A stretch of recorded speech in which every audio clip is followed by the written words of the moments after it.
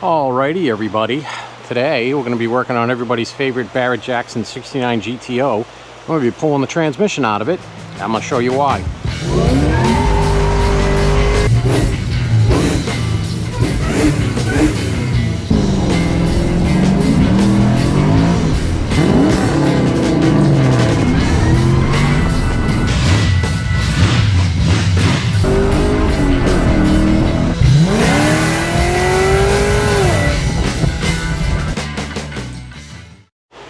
What's up, ladies and gents? As you can see, the feather duster is on the microphone because the fans are on, because it is triple digits all week. Can't wait. All right, the transmission in this. So we have a Tremec T5 transmission in this. Not sure if it's a TKX or a TKO. I haven't really looked yet. We'll look when I get it down out of there. But it is jammed into gear, which is not a common thing with these, but it's common enough that it is a known issue.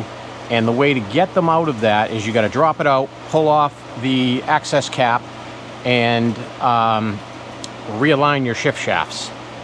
Usually this happens during shipping when they're stacked vertically. This one was weird because we have been driving it, pulling it in out of the shop, and the last time I went to pull it out of the shop, I could not get it into reverse. And then, oh, it's up in the car, the shifter handle completely broke on me as I was trying to manhandle it a little bit because whoever had previously built this car shaved the crap out of it. So let me show you that right now. All right, well, here's my two base assemblies. This is my new base assembly. We picked this up from racetuning.com out in California. As you can see in this area right here, nice and thick and good to go. And I do not know why they cut this the way they cut it, because none of this is anywhere near hitting the floorboard or anything else. So that is some Tug Speedman type stuff right there. But anyways, we're going to drop the transmission, pull this out, realign the shift shafts, put this back in, make sure it all goes into every gear it's supposed to go in, and then throw this transmission back in. Alrighty, so the first thing we're going to do is we're going to pull this drive shaft out. I also have to do a pinion seal because obviously it's leaking. I was just going to say, well, I'm going to leave this exhaust on it for now. We are replacing the whole exhaust from the manifolds back. It's all getting done. I was going to say I'm going to pull this thing all the way out just to get it out of my way. It's not going to be in my way to drop the transmission out. The bell housing is going to stay in here, but I do want to drive it after I'm done. And I don't want to drive it around with open headers because it's just obnoxious. So after we get the drive shaft out, I'm going to pull out our cross member. What little electrical connections we need to do, that's my VSS on this. It does not run the factory cable style since we are all electronic and this is off of an E38 or E67 computer. It gets its VSS from there, so we don't need to do a conversion. Also gets my mile per hour from the computer to the Dakota Digital, so we don't need to run a sensor down here for that. But let me take out, what, 2, 3, 4, 5, 6, 7, 8, 9, 10, 11, 12, 13, 14 bolts and see if I can't get this transmission out. Alrighty, we got 4 main bolts left, I believe. Let's get them out.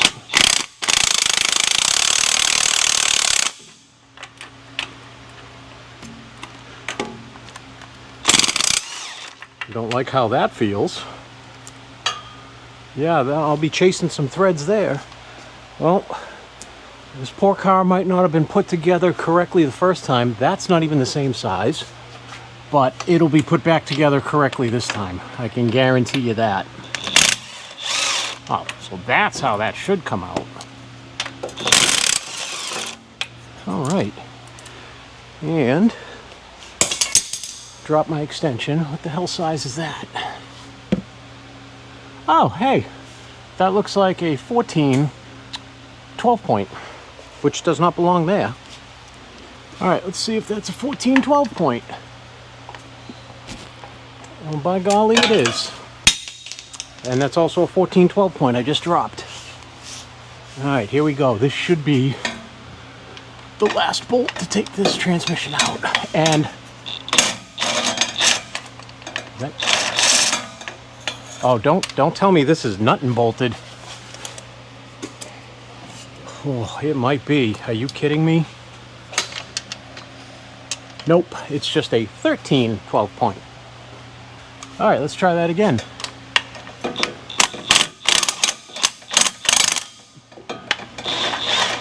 There we go. Whew. Yeah, so that's not the bolt you want to be using. You want to be using your regular 3/4, whatever this thread is. I'll figure that out in a minute. All right, let's pull this thing out. It should just come out right now, right?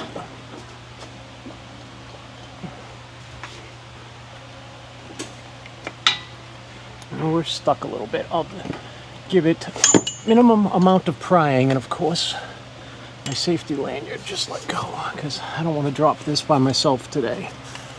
All right, here we go. We already got a 1/2 inch gap here. Why wouldn't that just pull out with my hands? What the heck? And if I do remember correctly from ordering the new shifter assembly, this is a TKO, not a TKX, not a T5. Alrighty. I'm gonna chase and clean out all those threads. Oh yeah, this stupid thing is still in there. I'm probably going to cut off. I gotta see if I have a block off for that speedometer drive. I believe I do somewhere. I just don't know where. Oh, that's a Phillips head sheet metal screw. Another thing that does not belong there. Man, do I really enjoy when I get to build frame-off builds, because then I can make sure everything is correct how it's supposed to be. Alrighty, we are down. And yeah, wow, there's a lot of hackery on top of this thing. Alrighty, well, here we go. As you can see, I mean, it looks like they brazed or welded this shift rod on. This screw's not even in. I don't know what the F's going on here. So let me pull this assembly off and make sure everything is good under there, and then we're going to realign these shift shafts. I'm going to show you what happens. Okay, so I pulled off our shifter assembly. As you can see, this has double detents. I'll show you what's cool about that on these TKOs. So this can be mounted in one of two positions.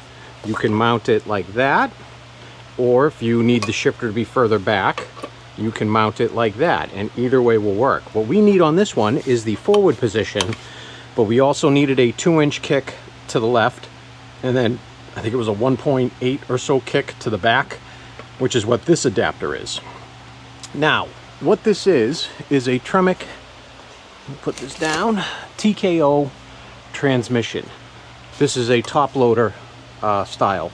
So this was based on the TR 3550, I believe. It was OEM on certain Mustangs and whatnot.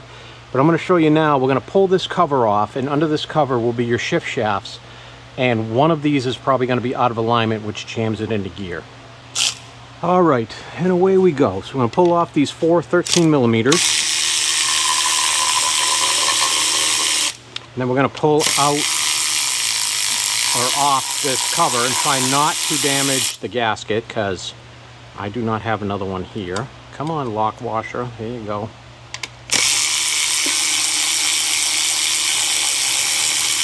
When we put this back on, even though it's got a gasket, we are going to put a skim coat of silicone just to make doubly sure that it's sealed.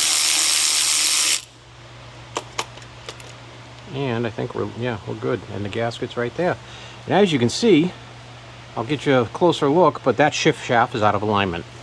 I also noticed there's no gasket. It looks like, what is it, anaerobic sealer? The flexible stuff we used to use on the GM independent suspension front wheel drive differentials. But this shift shaft, as you can see, is further back than the rest. So I'm going to pop this one back forward again, and then when we get our new shifter on here, I should be able to shift through all the gears fine, because this being popped out is absolutely jamming the transmission into, I think this one was stuck in, it was either 3rd or 5th gear. It definitely wasn't 1st. All right, so this is either going to be really easy or not really easy. And it's going to be really easy. So I'm going to throw our shifter on here now, our base, and then put the shifter on here, and we should be able to shift through all gears now. All right, so I'm not going to put any sealer on here yet because I'm not permanently mounting this. I just want it to seat so I can make sure all my gears are going to engage correctly now. I'm actually going to put one in the front and one in the back. And there is no rhyme or reason why these things pop out like that. They just do sometimes. And unfortunately, that's how you have to fix it. I learned that a while ago when I built Jason's 66 Nova, I think it was. What are these? I think these used to be Allen, but somebody rounded them out. Well, let's see if I can get these out. So I built his 66 Nova, and right off the bat, it was jammed in gear because that one was a fresh build, and that transmission was shipped upright. And I believe somewhere in the instructions now, Tremec actually says if your transmission was shipped upright, oh, I know what I need. Just right off the bat, take that plate off and make sure the shift shafts are in alignment, because then you won't do like I did. All right, and get the entire vehicle together to go to test drive it, just to realize your transmission is stuck in one of whichever gears. But I'm happy I can at least show you guys how you got to fix that, remedy it. And if I hit my head off of this exhaust one more time, I am taking it off. The only other thing I've got to do is I got to measure this shifter compared to the other one and see if I'm using the front holes or the back holes here. But as for right now, this is all I need. I just need to tighten one of these a little bit so I can make sure my side-to-side movement is good. Now I'll just snug them both up.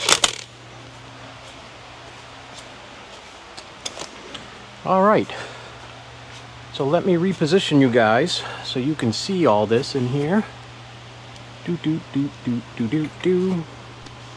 There we go. And so now we should be able to go in and out of all gears. So that's third.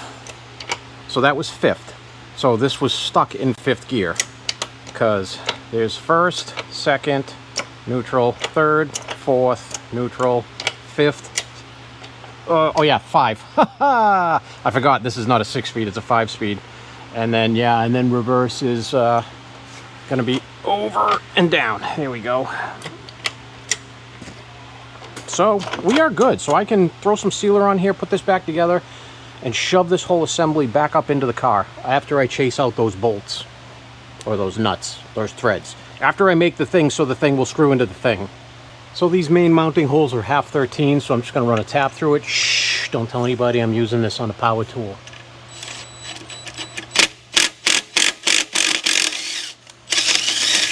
Wow, that one was really ugly.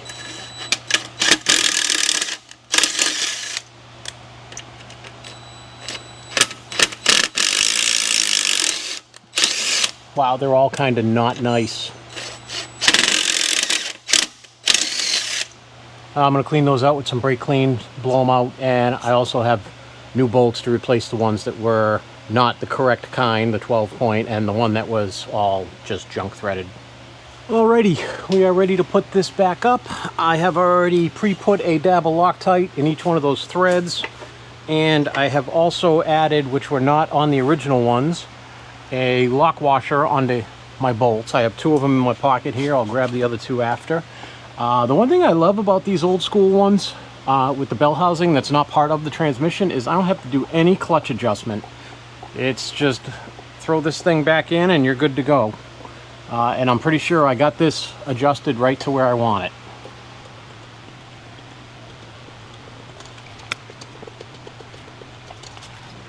gonna obstruct your view for a little bit.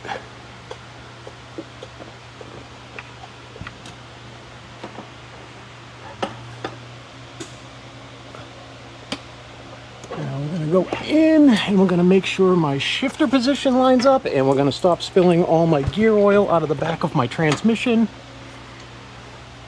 because I forgot about that. I might need to throw the drive shaft in here. Nope, it's in. We are in, and that shifter position is perfect. It's just not done leaking yet. And go up a little bit more, I guess. Nope, we're just gonna leave that in there because I'm not ready to put the drive shaft in yet. And I'm gonna show you my shifter position, which is dead nuts in the center of my hole, right where we want it with that offset. So that's perfect. So let me bolt this transmission back in. Hokely dokely folklies, we are bolted back in with the correct bolts all the way around, a little bit of Loctite and a lock washer, so that's all good. I'm going to hook up all of my electrical, which is just my reverse and my VSS, get my training cross member back in here, get everything self-supported again, so I can make sure that all my clearances are good up here and I don't have to do any clearancing around there, which I don't think I'm going to have to. But if I do, I can drop it back down and clear that from the top, actually, because my complete center console is out of it right now. So that's it. And then we'll see if everything's good and I got all my gears and everything. And crap, there's no plate on this yet, so we can't take it for a ride yet, but maybe I can go around the lot. We are back on the ground, and I'll just give you guys a quick little view in here. So I mounted my shifter already and checked everything. Everything still moves good. Comes up just about in the middle here. So this side was a little close to the metal. And I have a feeling that's why, instead of just cutting the hole bigger, because it all gets covered by not only this, but the center console as well, they shaved the hell out of this and welded what was supposed to be this stud that goes to the nut into this zinc, angle bracket, which made absolutely no sense to me. But I am going to tuck all this in nice and neat, put this down, bolt this thing back down, and then put our center console back in. Okay, we are back assembled center console wise anyways, and I have all gears. This first, second, third, fourth, fifth, reverse. I'm not crazy about the amount of room that's in this center console. I might modify the front mount a little bit to swing the front end a little bit over so we have just a tad more room. This was like a piece together kit, it looks like, for this whole transmission to go in here. It wasn't like a whole, here you go, bolted in, perfect, everything's gonna fit 100% like the Silver Sport transmission kits are. But, I mean, it's in there. So, and it does fit, but it is time to go. So I'm gonna go, and we will continue this video in the morning when I make sure I have good engagement and everything. Alrighty, good morning everybody, or good afternoon, it's the next day. Doesn't it look so good with this stance now from behind? I love it. We are together. I was going to do my e-brake cables, only I forgot we pirated the e-brake cables, the last Willwood e-brake cable kit that we had for the F100 before it left for the auction. Which, by the way, if you didn't see, the truck sold for $52,800, which was fantastic for that truck. It was a low dollar build. It was one of the nicer trucks there. It was the nicest F100 there, bump side. There was one that sold for almost 100. I don't know where people's heads are, because it wasn't anything nice at all. It was a $40,000 truck, $45,000 truck max. But $50K for that truck was awesome, because it was right around what we were expecting. So I am together. My hoses are all tightened. I filled her with coolant, my 50-50 mix. Just don't make fun of my temporary air cleaner here. I just need to be able to hook the mass airflow up. I got to make a whole cold air pipe. I'm going to tuck it in this corner over here on this build. But we're going to pull her outside now, let it warm up, since I have to order some e-brake cables. And we're gonna make sure everything works. It stays in temp, the fans come on, the AC works, all that good stuff.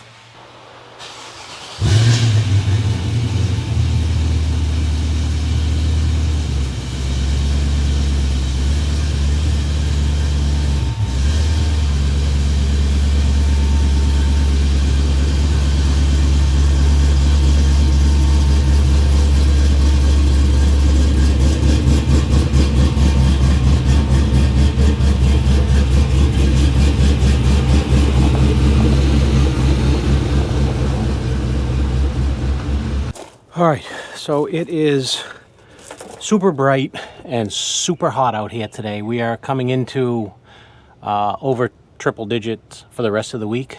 I got my laptop out here so I can monitor everything. We're gonna let this warm up, bleed the cooling system out, which it's already starting to bleed out here. And then make sure the fans come on. And once that's all good, we'll make sure the AC works. And pull her back inside because I got a couple small things to do. I got a bulb to put in on the driver's front. And I also forgot I got to figure out what's going on with our horn. The horn doesn't work. I have signal coming from the horn button all the way to the relay, but the way they have everything wired in this car, the relay isn't doing what the relay is supposed to do anymore, so I think I'm just going to put in a regular Pico relay and get rid of the factory metal relay, because that's the relay slash buzzer for if your door's open, and none of that stuff is hooked up anymore. So anyways, let's start her up.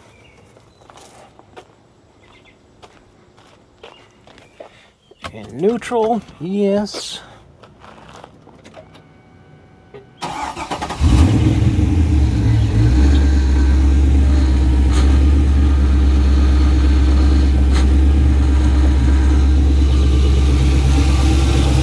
Also going to bleed out the power steering fully, but I think I'm pretty close already. Yeah, we're pretty good. All right, let's pull up my VCM scanner. I have a check engine light, I know, and that's because I had the mass airflow unplugged when I was moving it around. Oh my God, it's hot out. So let's make double sure that's just the mass airflow. It is. Okay, so clear that out.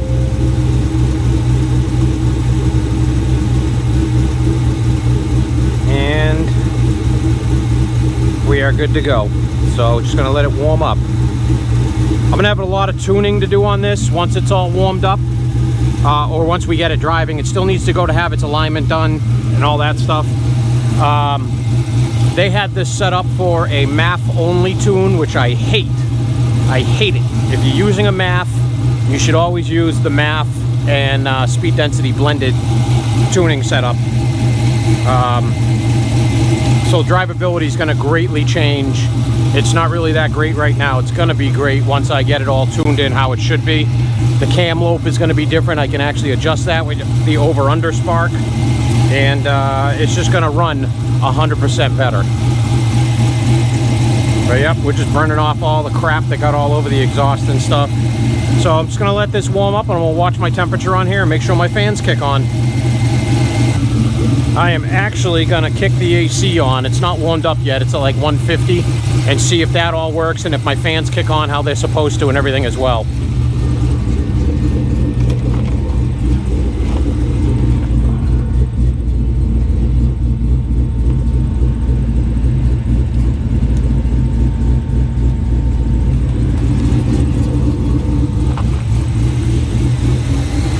Alright, I heard the compressor kick on, so we'll just wait for pressure to build. It should kick on my fans, and then the fan should kick off when the pressure falls.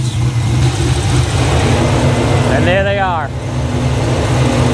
Then they should kick off as soon as the pressure drops down, because we are not at thermostat operating temperature yet. We're only at 178. And there we go. So now I know my AC side is working good. I'm just going to check inside, make sure it's cold, because it's hot out here. Oh my God, it's like 30 degrees in here. This is awesome. Vintage Air makes a great product. All right, so we're going to turn that off now. We're gonna wait for the thermostat to open and the fans to come on there. We're at 187, so it shouldn't be any time or any much longer. So I believe the fans are set to come on at like 192 or 194 in this, if I remember right from the tune. The lowest I believe you can set them to turn on this on a factory style computer is about 192, but I kept it a little bit higher. We're still bleeding tons of bubbles out of here, which is good. We're sitting at 199. I think I actually might have made these turn on at 200. I'm just checking the tune that's in there now, and we're gonna see. Let's check real quick. All right, we're at 201.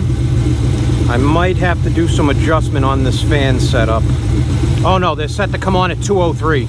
So I gotta turn that down a little bit. This is the settings that they had in it when we got the vehicle. There we go. So we are at 205. Let's see how they bring it down. Let's see what I got for fan flow here. Oh yeah, if I can feel it all the way up here, then it's good. Oh, it's already down to 201 again. So these will be shutting off at 199. We're at 196. I'll have to go through the on-off state on this. It's not as simple as just setting a temperature on these. So I think they might have the on-off state a little wacky. All right, so we are fully warmed up and fully bled, and we are down to 192 and the fans aren't shutting off, so they definitely have the states all screwed up. I'm gonna go through those and reset those so they work correctly. I have a really good one set up for my truck that keeps the temperature down just like at thermostat temp at 195. The only thing that sucks about this is because this GM performance harness only has a single turn on for fans, I can't do a high speed, low speed, but it's good. All right, let's head back in the shop. Holy hell, it's hot out here.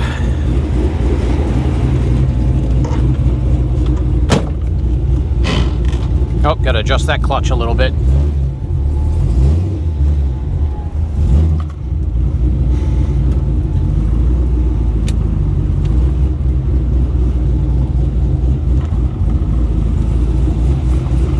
Yes, I can see underneath this little section of the windshield.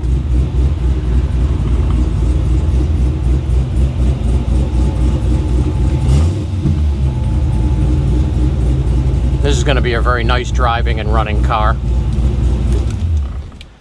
All right, let's close that door to keep as much of the heat out as possible. I'm going to do it magically. We're just going to say, close says me. Look at that. I'm just kidding. I got the clicker in my hand. Clicker, Massachusetts here. All right, so there we are. You got the fix for the Tremec transmission stuck in gear, as well as a couple other little bonus things. We got this completely bled out. All systems are bled now. Brakes feel great. Coolant system is working. I just got to screw with those fan settings real quick. And it is, I'm gonna fix the horn, put our light in, order the e-brake cables that I thought we had and forgot we used for the F100, and then this baby is off for exhaust and alignment. That's the other thing I forgot. So we have the plates for it now, but I can't drive this thing because there is no semblance of an alignment on it right now. We just put this whole suspension on, so it's going to get towed over to our buddy Russell, who does exhausts and alignments for us until we start doing all that here. And when it gets back, we'll take it for a ride. Now I got to drive it for a little bit, probably about a week, to proof everything and make sure it's all good. Because I just know all the stuff that I did to it's good. I don't know if all the stuff that any number of the previous sellers, because there was multiple ones, is good, but it feels all right. So that's that. I'll see you guys next time on one of these other project cars. We got some cool stuff coming in, so stay tuned.